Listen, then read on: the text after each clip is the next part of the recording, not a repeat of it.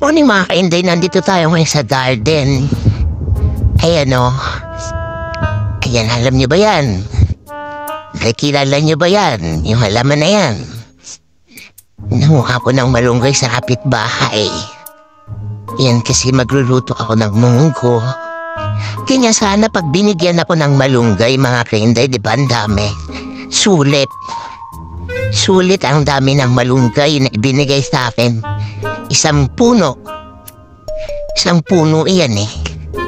Pinakikita ko lang sa inyo kung gaano kadami yung lulutuin kong malunggay. Lalay ko sa munggo.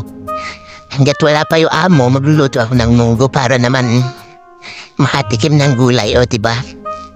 Pwede na akong matabunan itong malunggay na ito kaysa doon sa unang ibinigay sa akin na 3 dahon. Pinakita ko lang sa inyo mga kainday kung gaano kadami. Nakakatuwa, no? Ayan, thank you mga kainday. Ingat po tayo palagi. May mga maaambunan na naman itong malunggay na to. Bye-bye! Ganda, no? Birdie. Bagong ani yan. Kanya sana kung binigyan ako. Ingat po tayo palagi. Bye-bye!